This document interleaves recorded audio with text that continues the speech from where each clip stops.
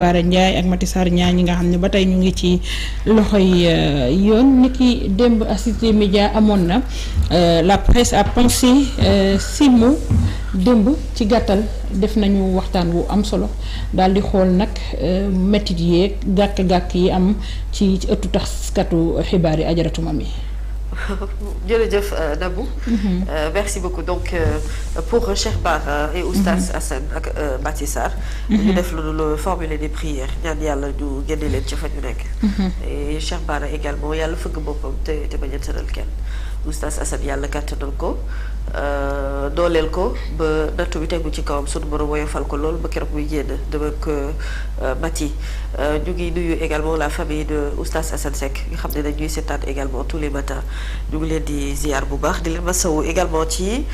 ndog-ndog yi nga xam ne moom la yàlla teg ci seenum ndodd te yàlla sunu borom moom lu mu teg lu ne heure bu ko neexee mën na koo teggi kon am nañu sañ-sañu ñaan ko. mu teggil ñu li nga xam ne moom la sunu frères yi ak sunu sœur yi nga xam ne ñoo nekk ci kasu bi di dund ñoom ak ñeneen ñuy jàppandoo ñëpp. ñoo xam ne sax xëy na bokkuñu ci ëttu taskatu xibaar yi. Concernant les assises des médias, c'est bien, c'est une très bonne initiative. Oui. Et j'encourage également sunu confrères yi ak sunu consoeurs yi nga xam ne ñooy nekk ci di teewee en ce moment li nga xam ne moom mooy ndaje yu am solo boobu di ndëpp bi ñu jagleel ëttu taskatu xibaar yi ci waxante kàddu dëgg ci sunu biir dans l'acceptation. Après j'ai vu sur la table les photos de Babacar Diagne et du ministre notamment bi nga xamante ne ñu nga fa c'est très bien qu'il soit là-bas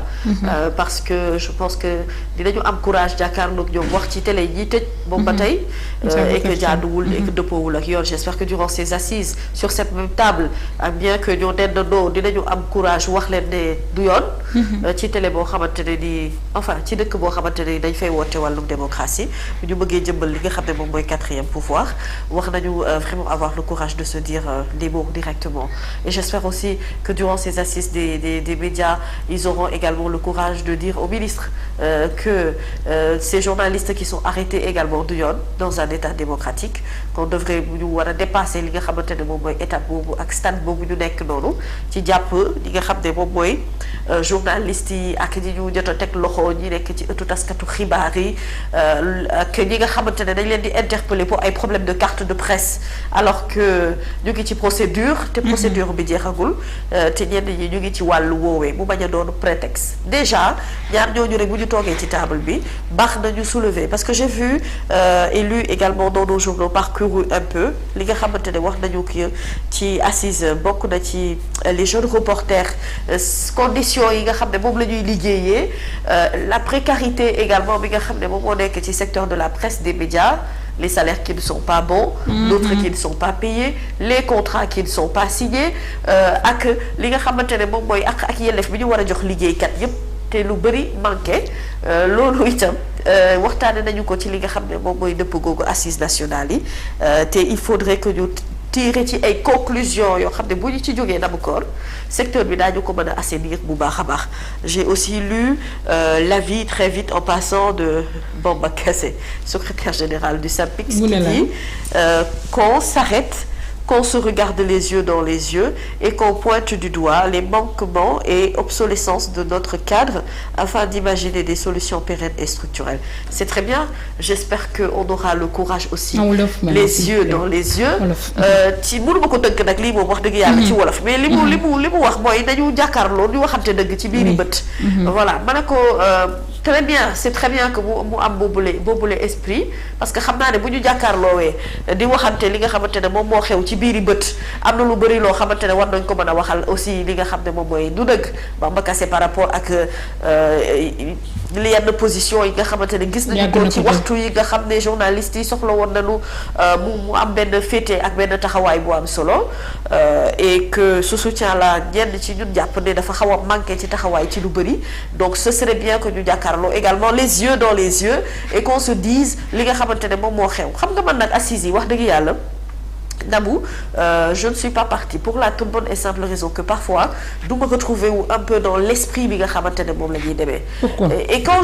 non c'est-à-dire que du ma retrouver wu dans l'esprit parce que pour man ay ndaje la yoo xamante ne à la limite je me demande est-ce que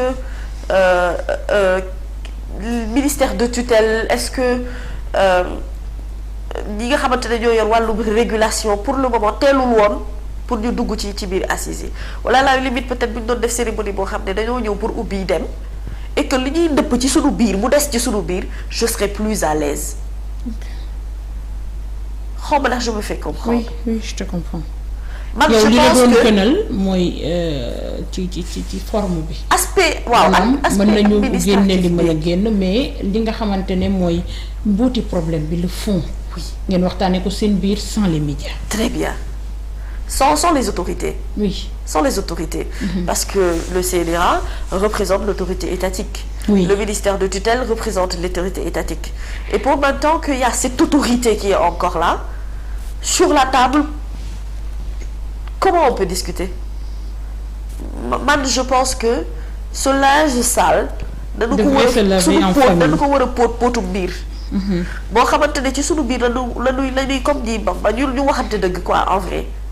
Parce que foofu la ñu mën a wax sans pour autant que bon après les conclusions mën nañu dem toog benn bés boo xamante ne vraiment dañ fay toog ak kilifa gi nekk nag póot nañu ba pare bi ñu póotee ba pare lii ak lii mu génn am na ay conclusions yoo xamante ne lii ak lii la ñu tënku. te comme responsabilité état la on ne peut pas aller sans eux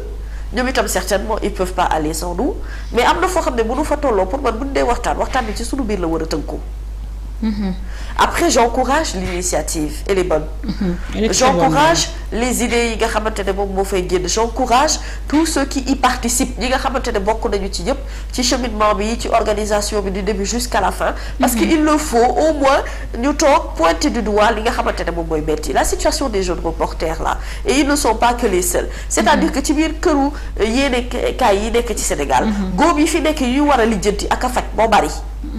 ba tax na pour man foofu autorité ba amu fa yoon parce que ci sunu biir la ñun ñoo war a waxante dëgg ak ñi nga xam ne ñoo moom seeni kër les patrons de presse ñun ñoo war a waxante dëgg entre sunu diggante relation ci ñun ñi nga xam ne ñoo ko bokk ñun ñi ñoo war a waxante dëgg juridiquement ci li nga xamante ne noonu la contrat yi war a dëppoo waxtaanaat ci affaire salaire yi par rapport ak ni ko convention bi tënkee te loolu yépp ñu def ko dans la plus grande sincérité et ñu jël en compte blessure ak mettit yi nga xamante ne ñenn ñi dañ koy jàppate avis la à considérer à prendre en compte. Effectivement. Donc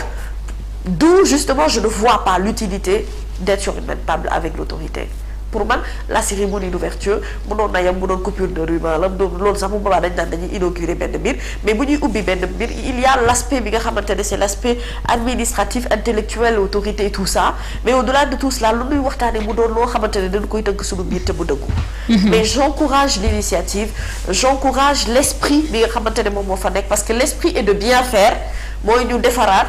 mooy ñu jubbanti. mooy ñu taxawaat ci yenn mots yi mooy ñu dépasser étape bi nga xamante ne moom la ñu nekk nii en parlant bien sûr de formation autant ci école bi que ci biir rédaction yi en parlant de professionnalisme en revenant sur l'aspect d'éthique et déontologie bi nga xamante ne moom la ñu jàngal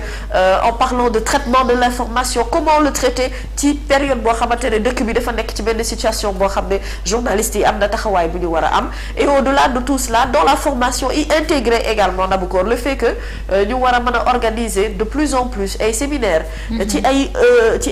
ëttu yéenekaay yoo xamante ne ça va dans le sens de jàngal former oui surtout te loolu itam lu am solo pas dans le sens de regrouper dajaloo mais jàngal former ak ci taxawaay bi nga xamante ne dañu ko war a am ci ñi nga xam ne dëgg-dëgg jamono jii ñu ngi nekk ci prison yi wala dugg nañu prison ba génn ci loo xamante ne du yoon parce que ci nguur gii la ñu ko gisee donc loo xamante ne nag mu ngi door a am te bëggoo mu law da nga koy xeex ca ba muy teel. balaa yëf yi di yegg foo xamante ne dootoo ko mën a ti contrôler. ndaxtu sax moment bi la ñu mën a xeex lii nga xamante ne mooy liberté taskatu xibaar yi ndax gis nañu dañ leen di brimer daanaka sax seen àq ak seen yelleef bu ñu nekkee sur le terrain dañu koy daal di salfaañe rawatina ci plateau télé yi ndax gis nañu léegi certes journaliste dafa war a wax ak responsabilité mais nag wax dëgg yàlla dañoo gis ni moytu gi sax dafa dem ba dafa ëpp ba ni ñuy war a traiter information duñu ko def ndax réellement dinañu à travers ces assises là dinañu mën a régler ce problème là ba ak yelleef bi journaliste war a am ci réew mi gëddam ñu delloo ko. effectivement c'est vrai surtout pour un régime finissant. Ouais, c'est vrai que y a beaucoup de calculs. nit ñi li ñuy calculer c'est normal parce que au-delà de yow de ta propre personne da nga am entourage bu nekk ci sa wet. oui boo xamante ne itam loo am sañ-sañ dafa am foo xamante ne sa sañ-sañ foofu la yam. ci liñ lay digal ak ci liñ lay ñaan xam nga dëkk moom bu fekkente ne. dafa am ci benn wàll bu ñu rocc ci yow ci sañ-sañ bi nga war a mën a am esprit nga mën a développer li nga xam ne moo nekk ci sa dënn lii sa gis-gis ak sa avis ak sa opinion ci doxalinu réew sans pour autant nga craindre leneen fekk la ci ginnaaw mais loolu yëpp nabu koor lii tax ñu mën ko résoudre xëy na assises yi dina war a mën a tax mais encore une fois il faut que loolu mu tegu ci dëgg il faut ñu comprendre ne parfois difficulté yi nga xamante ne presse bi da koy dund c'est parce que yenn acteurs médias yi ci boppam ñoom itam bokk nañ ci li tax presse bi di ko dund parce que bu ñu waree taxaw wax halt stop à quelque chose non on cherche par quelle voie de contournement la ñuy jaare alors que stop la tudd bu ñu ko dugalee ci biir code de la route c'est parce que am na foo xam ne boo fay daw boo waree taxaw da ngay taxaw te dafa am foo xam ne bu ñu fay yeggee lu mësuta am na bu amee mënoo ko traité ak loo xamante ne comme si c'est un fait normal naturel. parce que mësul am et vraiment dëkk yi mu am yëpp lu ñu war a dénoncer la le fait que journaliste ba ñu mën a def liggéeyam ni mu waree. ba ñu mën a wax li nga xam ne moom mooy xalaatam ba ñu mën a joxe position par rapport à une certaine situation par peur d'être arrêté wala par peur ñu ne la da ngay inciter à quelque chose alors que tu ne donnes que ton avis et ton opinion. les faits sont sacrés. mais les commentaires sont libres. Effectivement. Voilà, c'est ce qu'on nous apprend. Mais à toute situation exceptionnelle, mesure exceptionnelle. dafa am loo xamante ne nii bu ñu ko toogee di ko seetaan te lii raam nag ci ñàkk bi la jëm te man pour man yegg na ci ñàkk bi depuis. parce que bu ñu yemoon ci arrestation Pape Alé rek loolu rek doyoon na signal d'alerte. loolu rek doyoon na ki clignotant. ñu comprendre ne am na benn fait bu jaaduwul bu am mais bi mu amee dafa amati. ci ñeneen ak ñeneen ak ci yeneen. waaw ak ci yeneen këru yéene kaay na bu koor fii la ñu tëj ay signalu télé te ki tëj signal télé mu ngi ci kaw table bi toog donc comment on peut résoudre un problème boo xam ne duñu ko jël en toute responsabilité et en toute sincérité teg ko ci table bi ne ko yow miy def lii yow miy dóore bàyyil dóore bi waaye amaana yow mii itam nga xamante ne yaay jot yat wi xoolal bu baax ni ngay doxalee pour que yat bi bañ a dal sa kaw wala yat bi buy dal ci sa kaw ñu wut ko ci beneen forme bu ñu ko mën a defee lu dul tëjum kaso. Si aujourd'hui le tribunal des pairs est là si la convention est là si toutes ces associations de presse ñu ngi fi que ça soit SYNPICS que ça soit CORED que ça soit CAP ñoom ñëpp ñu ngi fi di ay convention des jeunes reporters l'association des journalistes sportifs du Sénégal l'association des journalistes culturels du Sénégal donc dañoo bëri tellement que macha allah yàlla na gën a yokk que vraiment war nañu mën a am conscience ci doole ak kattan bi nga xam ne presse sénégalaise daf ko war a am ak place am boobu di quatrième pouvoir mu war a occuper totalement en toute responsabilité sans pour autant craindre quoi que ce soit mais bu fekkente ne ñi nga xam ne ñoo fa nekk ñu jiite ñu te ñu wóolu leen bàyyi leen ñuy doxal bu nu gisee lu nu war a boole du nu ko boole dañ daan teg bu nu gisee lu nu war a kaas du nu ko kaas dañ daan teg ou tout simplement yu yemale ko ci ay communiqué wala def ay action yoo xam ne naam bu nu ko defee ñu ne leen wiiw bravo fii baax na bu ñu tegee benn tànk delluwaat ginnaaw parce que il y a ay discussion ak ay mbir yoo xamante ne ñun ñi nekkuñu ci biir te mënuñu ko contrôler li nga xam ne moom la presse bi di dund ci wàllum góom dama ne loolu góom bi du gaaw a faju boo bëggee mu faju nag fii métti da nga fay def alcool nga sentir ko bu baax. teg fa sa loxo bu baax teg fa sa loxo ñu waxante dëgg def ay conclusions yoo xamante ne ni dina mën a tax ñu mën a assainir vraiment le milieu de la presse actuelle. jërëjëf Adjaratou Mamy Samb wax bi am na solo tey moom dara du la tey dem ci assises yi tey jii. ayca yaa Seydi wax na ci am solo parce que bu ñu ne Aziz. dafa naa mën a mooy war a pencoo. wala lëlu ci wàllu tas xibaar. métier mi li ci yàqu daa bëri trop ndax lu bon nag léegi may am ci expérience ay ati at daanaa xool bu njëkk ay nga xam ne buñ mësaan dem reportage bu ñëwee du ñëw rek dem ci studio bu wax dañu dem rédaction toog su ko defee chef rédacteur bi toog rédaction bi toog saytu li nga fi nga jël lan la ndax war na jàll wóor te yàlla wala ma jàng ñu woo ko ndax am na amut xam lu ko waral ndax tuuma bi ci des am na ñoo xam ne dañu bëgg métier journalisme ndax lan da ci bëri ay titre wax dëgg yàlla waaye léeg-léeg ñi ci ñàkk xam di wax moo bëri lool ak ñuy jox ñu wax am ñoo xam ne dañ leen jox ñu wax am ñoo xam ne gis article rek du gëstuñu ko rek daal di bind bi ci des mais ñi leen yabal ñu souvent ñoom it dañuy xam ne journaliste bi dafa yor njaboot du fa nekk locateur yor jabar joxe dépense te suñ la waxee la may collecté fayeku da nga naan déedéet ko korom ko yomb na bi ci des tamit mooy que ne réew moo ma si gis journaliste yi tey bu ñu nekkoon boo demee ci yenn réew arab yi gis nga journaliste bi xam mbay ci mbay la yem ki xam économie ci économie la yem mais nag da koy gëstu ba ministère bi yor économie fu ñuy dem moom journaliste bi day ànd ak moom ci réew arab yi. waaw mooy spécialisation. waaw loolu la xam. loo ko dugal dana sëñ bi àgguma ci. loolu nag te bu ñu ko defaaratoon dana gën a baax. ku ne kër ngeen xaw ma comme yow dégg nga. mais léeg-léeg nga xool télévision boo xam ne lu am rek xam nañ ca dara. li ñu ci ëpp mooy njot war a rek. souvent moo tax li nga gën a wax nii mu mel ni médecin muy opéré te lu mu xam ci médecin. kon bu ñu ko saytu woon war na expérience dafa baax ci côté communication. wala li ci ëpp nag dañuy wax te xamuñu. maa ñu leen di wax loo wala njël wax jaambur kole ko ba mu nekk jëmbute ay fen la. xam nga ngeen baal ma keroog bi président toogee ne ci dialogue ba muy waxtaan xam maa nga toog mais du ma déglu rek kii rajo sociaux yi li mu bind non la ma toog di wax laa ci lente li bi ñuy toogee wax bi Idriss Seck dafa njëkk a wax Idriss Seck ñëpp reetaan Khalifa Sall jóg wax ne président ñeent baat la ndax nag li tax ma wax léegi presse bi moo ko génnee ndax daanaka presse privée bi bépp ñoo ngoon ci biir dafa ne fichier bi ak ñi ci kaso bi ak troisième mandat bi maanaam mooy yow waroo bokk jeexal na ak ñi nga xam ne tey wax dëgg yàlla ñi ngi am ñu jàpp nañ ci kaso bi lu ñu fexe ba génne leen Khalifa daal toog am ku jug wax lu mel noonu président Macky Sall ba mu jógee par xam mu wax. mu ne am na fi ma toog am na ñoo xam te ñu déggate ma fi jële ma fi seen gis-gis la waaye man dañ maa fal 2019 xaw ma. 2012 ba 2024. mais matalaguma mais suñu bëggee nag ne ma déjjët te matagul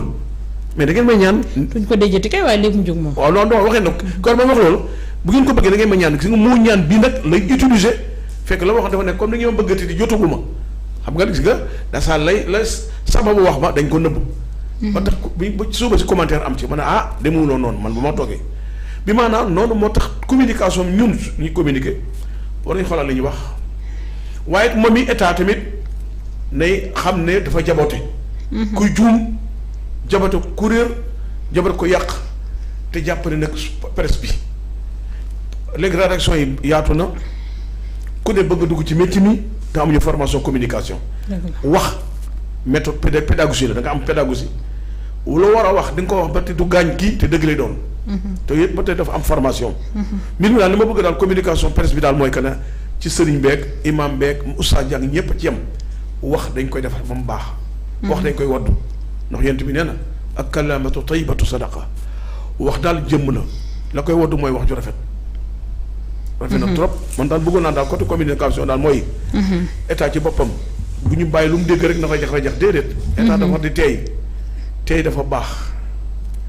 te ñuy tëj bi daal moom metti na lool boobu jéggi na doyoo.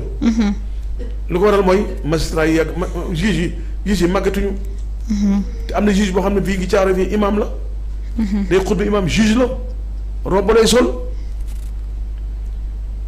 kii Ousmane Ngom avocat la. day jiite lu ko waral Sëriñ Diop am na expérience mais mag la moo tax juge ak procureur yi nañu war a delluwaat ne ay doomu diine la